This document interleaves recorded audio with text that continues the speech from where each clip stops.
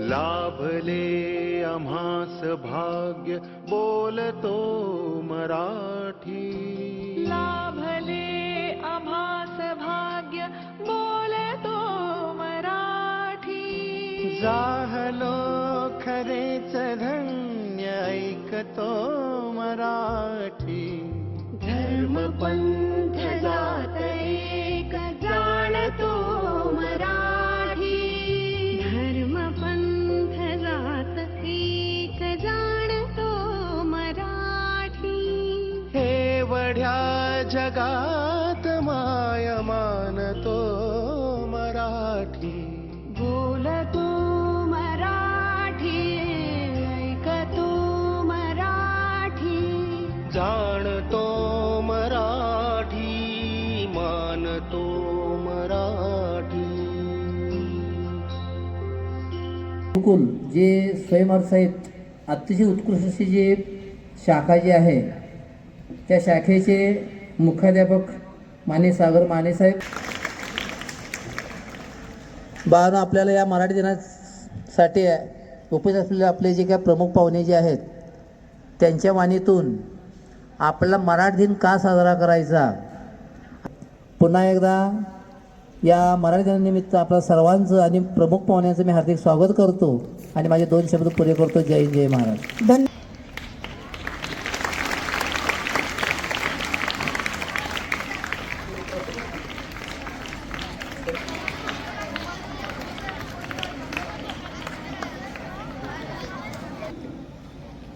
मित्रांनो, असा आवाज ज्या वेळेला आपण ऐकतो ना त्यावेळेला खूप मजा येते. आजचे पाहुणे ज्यांचा मी परिचय करणार आहे ते माझे सन्मित्र आदरणीय सागर माने सर. मित्रांनो, एकदा यांच्यासाठी जोरदार टाळ्या वाजवूया, कारण आता जी माझी शाळा सुंदर शाळा पुरस्कार जो शाळांना मिळाला आहे, कुंभोज केंद्र अतिशय प्रगत असा आहे. पण त्याचबरोबर या भागानं खूप चांगली रत्न दिली. त्यापैकी कोडणी गावातील एक हे सागर नावाचं रत्न आज आपल्या समोर आहे, ज्याने मराठीमध्ये MA केलेला आहे, इंग्रजीमध्ये MA केलेला आहे आणि CBSE मध्ये पण MA केलेला आहे. कर्नाटकातूनच त्यांनी BEd पदवी स्वीकारलेली आहे आणि 2013 पासून ते रयत शिक्षण संस्थेमध्ये आणि सांगली डिजिटल साठी ते वृत्तनिवेदक म्हणून काम करत होते. वेगवेगळ्या कथा कविता लिहिणं, मग त्या विज्ञानाच्या आधारावर असतील, साहित्यावर आधारित असतील. तमाम मराठी बांधवांनो आणि भगिनींनो, असं जेव्हा राज ठाकरे म्हणतात तेव्हा काही क्षणांसाठी आपल्या प्रत्येकाच्या मनामध्ये एक स्वाभिमान दाटून येतो. मराठीबद्दल भाषण ऐकतो, घरी जातो आणि पुन्हा ती मराठीपणाची, मराठी भाषेची अभिमानाची ठिणगी काहीशी थंड होते. तशीच ठिणगी आपल्याला जेव्हा बाळासाहेब म्हणायचे की माझ्या तमाम हिंदू बांधवांनो आणि भगिनींनो, तेव्हा देखील धर्माभिमान आपल्या प्रत्येकाच्या मनामध्ये जागा होतो आणि भाषण संपतो, तो दिवस जातो आणि पुन्हा तो अभिमान गळून पडतो. अशाच पद्धतीचा अभिमान जेव्हा आपण मराठी राजभाषा दिन साजरा करतोय तेव्हा त्या दिवसापुरतं का असेना आपल्या मनामध्ये मराठीबद्दल, या मातीबद्दल प्रेम निर्माण होतं. मातीमध्ये बसून याच मातीतल्या आपला जो फ्रॉक आहे त्याला मातीची घाण लागते अशी आपल्या मनामध्ये कुठलीही भावना येत नाही. हा तुमचा त्याग आहे आणि या त्यागाबद्दल एकदा तुमच्यासाठी आपण जोरदार टाळ्या वाजवूया.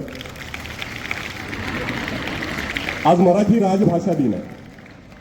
मराठी राजभाषा दिनासाठी इंग्रजी विषयाचा माणूस, विज्ञान विषयाचे आपले माननीय पर्यवेक्षक होण्यापूर्वी देखील आदरणीय घोषणे सरकारांनी, जागीरदारांनी शाळा अर्थात ज्ञान मंदिर इथं उभं केलं आणि गेली काही वर्ष हे ज्ञान मंदिर तुमच्या माझ्यासारख्या सर्वसामान्य घरातल्या बहुजनांच्या मुलांना शिक्षणाचं अहोरात्र असं ज्ञान देण्याचं काम करतं.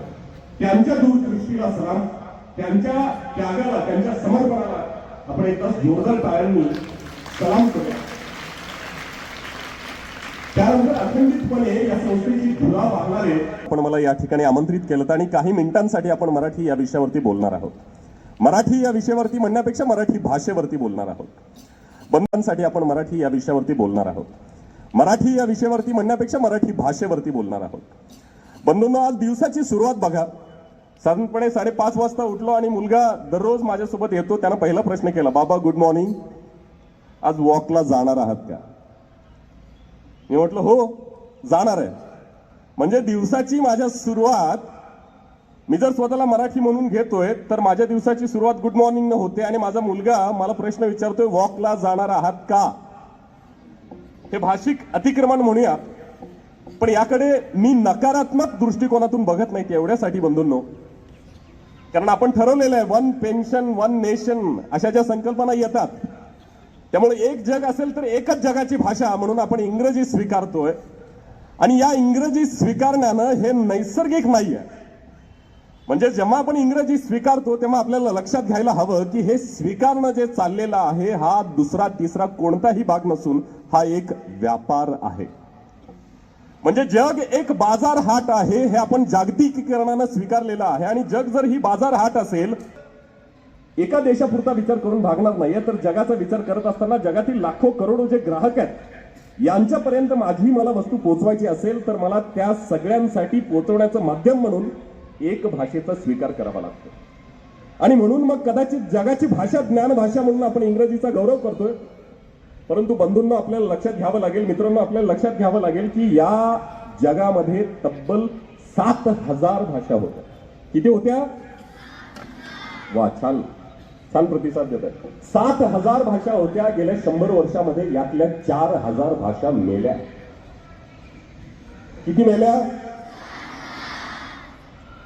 म्हणजे आपण इतक्या उत्साहानं सांगतो आपल्या घरी एखादं दुःखद निधन झालेलं असेल, असं होऊ नये, पण ते त्रिकालाबाधित सत्य असतं. म्हणजे घरातली एखादी आपली जवळची व्यक्ती जेव्हा जाते तेव्हा भाषा, ज्यांना आपण बोली म्हणूया, ज्यांना स्वतःची लिपी नाही, या 57 भाषा मागच्या केवळ 10 वर्षांमध्ये नष्ट झालेल्या. यांनी काय झालं मी आपल्याला सांगतोय की हिमालयामध्ये असणारी जी तिबेटियन भाषा आहे, या हिमालयामध्ये असणाऱ्या तिबेटियन भाषेला बर्फासाठी 57 वेगवेगळ्या प्रकारचे शब्द होते. म्हणजे एक भाषा मरणानं या निसर्गाची जी आपण अनुभूती घेतलीये, या निसर्गाचं जे अगाध ज्ञान आपण पुस्तकांमध्ये साचवलं किंवा आपल्या ज्ञानकोशांमध्ये साचवलं, हे सगळं ज्ञान आपण या ज्ञानाला मुकलो. म्हणजे साधीशी गोष्ट आहे, मुली जे हातामध्ये घालतात घड्याळ सोडून त्याला आपण बांगड्या म्हणतो, ग्रामीण भागांमध्ये त्याला काकणं म्हणतात. आणि जेव्हा एखादं लग्न असतं तेव्हा आपण चुडा म्हणतो. म्हणजे एकाच गोष्टीसाठी आपण 3 वेगवेगळे शब्द वापरले, पण 3 वेगवेगळे शब्द. जेव्हा मी मुलीला म्हणेन की तुझ्या हातातला चुडा दाखव, तेव्हा ती मुलगी लाजेल आणि म्हणते सर माझ्या हातामध्ये चुडा नाही आहे, माझ्या हातामध्ये बांगडे आहेत. आणि जेव्हा मी मॅडमना म्हणेन की मॅडम तुमच्या हातातल्या बांगड्या मला दाखवा, तेव्हा त्या म्हणतील की नाही या बांगड्या नाही आहेत, ही काकणं आहेत. म्हणजे आपल्या लक्षात येईल की एकाच गोष्टीसाठी आपण वेगवेगळे 3 शब्द या मराठी भाषेमध्ये वापरलो. असे अनेक शब्द आहेत एकाच वस्तूसाठी. आपल्याला कदाचित आश्चर्य वाटेल, एकाच वस्तूसाठी तब्बल 20 ते 57 वेगवेगळे शब्द आपल्याला भाषा देते. मराठी भाषेचा आपण जेव्हा विचार करतो तेव्हा देशातली 22वी म्हणत किंवा जगातली सर्वात जास्त बोलली जाणारी ही भाषा आहे. पण अलीकडे आपण पाहतो की ज्या 3 महान व्यक्तींचा आपण इथे त्यांची प्रतिमा पूजन केलेली आहे, या तिघांची ही नावं योगायोगानं सुरुवात होते वी. इंग्रजीमध्ये एक अल्फाबेट आहे ज्याची खूण आपण अशी करतो. आपल्याला माहिती आहे की एखादा राजकीय नेता निवडून येतो आणि तेव्हा त्याला गुलाल लागतो, फेटा बांधला जातो माझ्यासारखा, तर तेव्हा निवडून आल्यानंतर तो अशी खूण करतो, व्ही फॉर विक्ट्री. मराठी भाषेची ज्ञान पताका, शौर्य पताका, गौरव पताका ज्या 3 महान अशा लेखकांनी कवींनी जगभरात उंचावली आणि त्यामुळं मराठी भाषेला 3 ज्ञानपीठ मिळाले. या तिघांची नावं देखील वीनं सुरुवात होतात. ही विजय पताका मराठीची आहे. परंतु यांच्यानंतर म्हणजे मी असं म्हणेन की चिंचवाडे सरांची पिढी, ज्यांनी भिंदा वाचलेत, ज्यांनी वि. स. खांडेकर वाचलेत, ज्यांनी कुसुमाग्रज वाचलेत, ज्यांच्या अनुभव विश्वामध्ये सातत्यानं त्यांनी लिहिलेल्या साहित्य कृती आणि त्या साहित्य कृतींबद्दलचं प्रेम, लेखकाबद्दलचं प्रेम त्यांच्या नसानं. किती वर्षांपूर्वी 550 कोटी सूर्यमाला निर्माण झाली, म्हणजे कक्षेत आली. त्यानंतर तब्बल 350 कोटी वर्षापूर्वी ही पृथ्वी कक्षेत स्थिर झाली. आणि 5 लाख वर्षांपूर्वी मनुष्य प्राणी स्वरूपात अगदी सूक्ष्म, ज्याला आपण अमिबा म्हणू किंवा अशा स्वरूपात निर्मिती ही एका सेकंदाची, एका मिनिटाची, एका तासाची, एका दिवसाची, एका आठवड्याची, एका महिन्याची प्रक्रिया नाही. यासाठी लाखो वर्ष गेले आहेत. पण मित्रांनो, गेल्या 10 वर्षांचा आपण इतिहास जमा किती वर्षाचा? मुली थोडस फास्ट शिकतात, मुलींचा मेंदू कदाचित तल्लक असेल, त्यामुळे मुली थोडस वेगानं शिकतात. एक शब्द शिकायला त्याला साधारणपणे वर्ष ते 1.5 वर्षाचा कालावधी जातो. पण आपल्याला माहिती असेल की आपल्या घरात एखादं छोटं बाळ नुकतंच जन्माला आलेलं असेल तर त्याचा सर्वात जास्त कालावधी झोपण्यामध्ये जातो. बरोबर बरोबर का? झोपलेल्यांनी उत्तर द्यायचं नाहीये, जे जागे आहेत त्यांनीच उत्तर द्यायचं. आपल्या घरात एक छोटस बाळ असेल तर या बाळाचा जास्तीत जास्त कालावधी झोपण्यामध्ये जातो. याचं कारण बाळांनो, जे वैज्ञानिक आहे, हे मी नाही सांगत आहे, डॉक्टर गणेश देवी सांगतायत, जे जगभरातल्या भाषांवरती संशोधन करतायत. ते काय म्हणतात तर हे बाळ का झोपतं याचं कारण असं आहे की आपण आपलं घर बघतो, कुटुंब बघतो, जे कुटुंब एक माणसाचं नाही आहे, हे कुटुंब अनेक व्यक्तींचं आहे. आणि ही प्रत्येक व्यक्ती जेव्हा घरात बाळ जन्माला येतं तेव्हा घरात जन्मलेल्या बाळाला प्रत्येक जण आपण लाडांनी, वेगवेगळ्या नावांनी हाका मारत असतो, त्याच्याशी संवाद साधत असतो. आणि संवाद साधत असताना त्याच्या कानावरती जे असंख्य असे शब्द पडत असतात, हा प्रत्येक शब्द ते बाळ त्याच्या क्षमतेनं टिपण्याचा प्रयत्न करत असतं, समजून घेण्याचा प्रयत्न करत असतं. आणि हे समजून घेतलेले शब्द किती मुलांनी लिहिलेलं आहे? अरे वा, छान. आता जे साखर तुम्ही लिहिलेलं आहे त्यात तुम्ही चिमूटभर माती घ्यायची आणि चुलीला लावायची. का नाही? साखर गोड असते ना, साखर गोड असते ना. तुम्ही साखर हा शब्द लिहिलेला आहे आणि त्या साखर लिहिलेल्या शब्दाची जर चिमूटभर माती आपल्या तोंडाला लावली तर त्याची चव मातीची येईल, साखरेची नाही. हेच आपल्याला संत नामदेव सांगतात. म्हणजे तेव्हापासून ही जी परंपरा सुरू झाली, आपल्याला संत परंपरेतील सर्व ओव्या, सर्व अभंग, सर्व गवळणी जीवनाचा एक अर्थ सांगताय. जो चालायचा तो फारसी भाषेमध्ये चालायचा. कुठल्या? की आपली भाषा होती का? नाही. महाराजांना असं वाटलं की या जनमानसाची, जनमानस म्हणजे रयत, या रयतेची जी भाषा आहे, ही रयत जी भाषा बोलताना वापरते, व्यवहारात वापरते, एकमेकाशी संपर्क साधताना जी वापरली जाते भाषा, तीच भाषा राज्य कारभारात आणावी लागेल. म्हणून छत्रपती शिवाजी महाराजांनी पहिल्यांदा राजकोष आणला. त्यानंतर तब्बल 350 वर्षांनी आपण बघतो की या महाराष्ट्र राज्याचे पहिले मुख्यमंत्री यशवंतरावजी चव्हाण देखील याच पद्धतीनं काम करतायत. त्यानंतर आज अखेर राजकोष, ज्ञानकोश, भाषाकोश या गोष्टी फक्त आपण वाचत आलोय. त्याची निर्मिती किंवा भाषेमध्ये समृद्धता आणण्यासाठी दुसरं कुणीच प्रयत्न करताना दिसत नाही. आणि म्हणून आज देखील दुर्दैवानं मराठीला या देशामध्ये अभिजात भाषेचा दर्जा मिळवण्यासाठी मराठी जनांना झगडावं लागतं. आजही आपल्याला अभिजात भाषा म्हणून दर्जा मिळत नाही. हा दर्जा तमिळला मिळतो, हा दर्जा संस्कृतला मिळतो. म्हणजे तमिळ भाषेनं पहिल्यांदा या देशामध्ये जेव्हा अभिजात भाषेचा दर्जा घेतला, त्यांना असं वाटलं की हे काहीतरी वेगळं आहे आणि हे काहीतरी वेगळं आहे पण चांगलं आहे. मग लोक हे चांगलं केव्हा म्हणतील? जेव्हा आमच्या सोबत आणखी एखादी कुठली तरी भाषा असेल, ती भाषा जनमानसानं देववाणी म्हणून स्वीकारलेली आहे, त्या भाषेला जर अभिजात भाषेचा दर्जा मिळाला तर लोक देखील म्हणतील की तामिळ ही त्या तोडीची भाषा आहे. आणि म्हणून तमिळ लोक संस्कृत भाषेला अभिजात भाषेचा दर्जा मिळवून देतात. आपण फक्त पाट्यांपुरतं मर्यादित काम करतो. म्हणजे आपल्याला असं वाटतं की मराठी भाषा जगली पाहिजे तर आपण पाट्या ज्या आहेत त्या पाट्या मराठीमध्ये असल्या पाहिजेत, नाहीतर खळ खट्याक. म्हणजे आपण फक्त राडे करतो आपल्या दुकानांच्या पाट्यांसाठी, पण आपल्या लक्षातच येत नाही जी आपली मुलं आहेत त्यांची भाषा प्रमाण आहे का, आपण येते का, ती भाषा किती समृद्ध आहे हे समजण्यासाठी आपले आई वडील आपल्याला त्या भाषेची गोडी लागावी म्हणून खूप चांगल्या पद्धतीनं आपल्याला स्वतः आपल्या शहरात, आपल्या गावात किंवा आपल्या शाळेत एक छोटस वाचनालय आहे आणि त्या ठिकाणी तुम्हाला बोट धरून नेलेलं आहे आणि सांगितलेलं की हे खूप चांगलं पुस्तक आहे, हे तुला वाचायचं म्हणजे पुस्तक तू घे. चिंचवाडे सरांची शपथ दिली नाही, खरं सांगायचं आहे.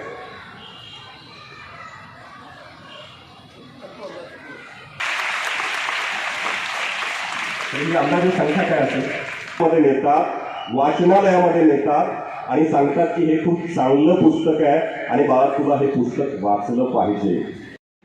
जे हो म्हणतात ते मराठी भाषेचं गौरव निश्चितपणे वाढवते. कारण शब्दांची ताकद मी आपल्याला काही व्यक्तिमत्वांच्या ठाई किती प्रचंड होती हे सांगतोय. देठालाही हात लावता कामा नये, आपल्या मावळ्यांना आदेश देत आहेत. आणि म्हणून आपण बघतो की शिवकाळ जो काही होता, शिवशाही जी काही होती, या शिवशाहीमधल्या एकाही मावळ्याची हिंमत होत नाही की रयतेला त्रास द्यायचा. म्हणजे एक आदेश आणि या आदेशातली जरब महत्व भाषाच नसती तर आभाळा एवढी महाराजांसारखी उत्तुंग व्यक्तिमत्व घडली असती का? भाषाच नसती तर आपण माणसांसारखं जगलो असतो का? भाषा नसती तर आपल्याला कदाचित कुत्र्या मांजरांसारखं भुंकावं लागलं असतं एकमेकांसोबत बोलण्यासाठी. आणि म्हणून भाषेचं महत्व खूप मोठं आहे. कोठडीमध्ये असताना त्यावेळी आजच्यासारखं छत्रपती शिवरायांची आहे ही भाषा, छत्रपती संभाजीराजांची आहे ही भाषा, राजर्षी शाहू महाराजांची आहे ही भाषा, महात्मा फुलेंची आहे ही भाषा, सावित्रीबाईंची आहे ही भाषा, घटनाकार डॉक्टर बाबासाहेब आंबेडकरांची आहे ही भाषा, मराठी साहित्यिकांची आहे, गुरुजनांची, शिक्षण व्यवस्थेची, सर्व ज्ञान मंदिरांची आहे. या भाषेचा ठेवा समृद्ध करण्यासाठी मी प्रयत्न करेन. ही भाषा वाढावी अशी माझी इच्छा आहे, अशी माझी मनीषा आहे आणि त्यासाठी सर्व तऱ्हेचे प्रयत्न करणे ही माझी जबाबदारी आणि कर्तव्य आहे. जय हिंद, जय महाराष्ट्र, जय भारत.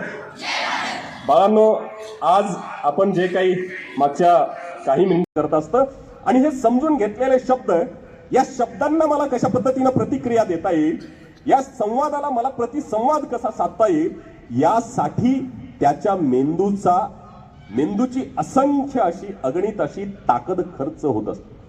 म्हणजे पहिल्या 1.5 वर्षामध्ये त्याचा मेंदू, त्याच्या कानावरती पडणारा प्रत्येक शब्द, आवाज, तो कसा येतो आणि त्याच्याशी मला कशा पद्धतीनं संवाद साधायचा आहे ह्याचा विचार करण्यामध्ये त्याची ताकद, कष्ट, मग त्याचे ताकद, त्याचे कष्ट खर्ची पडत असतात आणि त्याच्यामुळं याचा खूप असा ताण त्याच्या मेंदूवरती येतो आणि याचं उत्तर म्हणून ते बाळ खूप खूप झोपतं. या गोष्टी आपल्याला लक्षात येतात. म्हणजे बाळाला माहिती असतं की एका शब्दांनी आपल्याला एका वस्तूची, एका प्राण्याची, एका पक्षाची, एका घटकाची ओळख झालेली असते. हे शब्द बाल्य अवस्थेमध्ये ठीक आहेत, पण जसं आपण वाढतो, जसे आपण मोठे होतो, तसं आपल्याला लक्षात येतं की ते शब्द हे त्या कालावधीसाठी होते जेव्हा मी मोठा होतो. आणि जर तुमच्यापैकी कुणीतरी, एखादी मुलगी किंवा एखादा मुलगा आता एक तरी ओवी अनुभवावी, मी आपल्याला फार कविता किंवा शेरोशायरी सांगणार नाही, पण ही ओवी जी आहे ती फार महत्वाची आहे. नाम म्हणजे कोण? संत नामदेव. महाराष्ट्राला भागवत धर्माची, महाराष्ट्राला ज्ञान धर्माची, महाराष्ट्राला वारकरी पंथाची जी खूप मोठी परंपरा आहे, जी भारतात इतरत्र कुठं बघायला मिळत नाही, जगात इतरत्र कुठं बघायला मिळत नाही. म्हणजे एका अनामिक अशा ओढीनं लाखो भाविक पंढरपूरच्या विठ्ठलाचं दर्शन घ्यायला जात आहे. ही ज्ञान परंपरा आहे, ही भागवत परंपरा आहे आणि या वारकरी परंपरेतील संत शिरोमणी आपल्याला माहिती आहे. म्हणजे ज्ञानदेव रचिला पाया, तुका झालासे कळस आपण जे म्हणतो, यांच्याबद्दल संत नामदेव म्हणतात. काय म्हणतात की श्रेष्ठ ग्रंथ वाचावी लागतील आणि तरच आपण भाषा वाचू, स्वतःला वाचू, या मायभूमीला वाचू आणि जग समृद्ध करत जाऊ.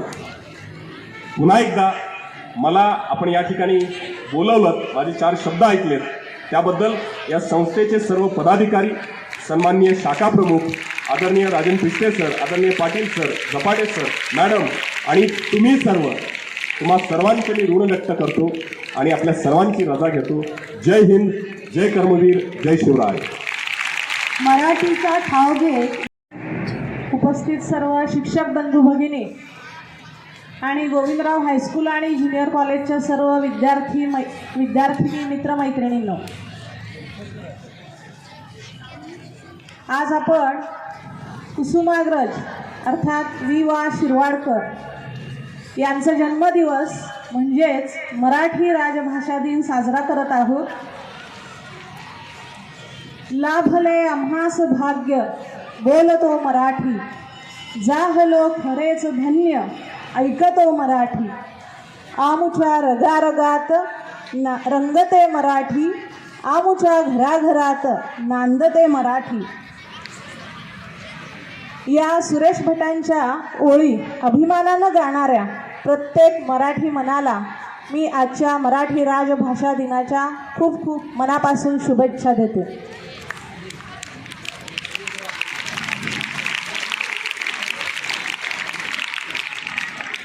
माझ्या मराठी मातीला नको म्हणू ही नदीनं, सगळीकडे थोर मला स्वर्गाहून थोर, मला हिचा अभिमान, असं आपल्या काव्य प्रतिभेतून मांडणाऱ्या कवी कुसुमाग्रजांचा जन्मदिवस आज आपण मराठी राजभाषा दिन म्हणून साजरा करत आहोत. या प्रसंगी प्रमुख पाहुणे म्हणून उपस्थित असलेले माननीय सागर माने सर यांनी आपल्या ओघवत्या वाणीतून आपल्याला जवळजवळ तासभर अगदी मंत्रमुग्ध केलेला आहे.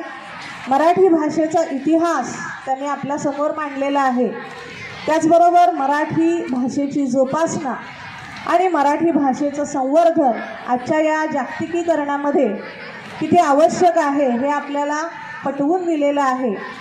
सर, तुम्ही आमच्या विनंतीला मान देऊन आमच्या प्रशालेत उपस्थित राहिलात आणि आमच्या विद्यार्थ्यांना संबोधित केलं, त्याबद्दल मी आपले प्रशालेच्या वतीनं मनापासून आभार मानते. तसंच या कार्यक्रमासाठी उपस्थित असलेले आणि आपल्या वाजते तो शावे, तो सोनी मग द्यावे पसाय दान हे, जे खळांची व्यंकटी सांगो तया सत्कर्मी रती वाढो.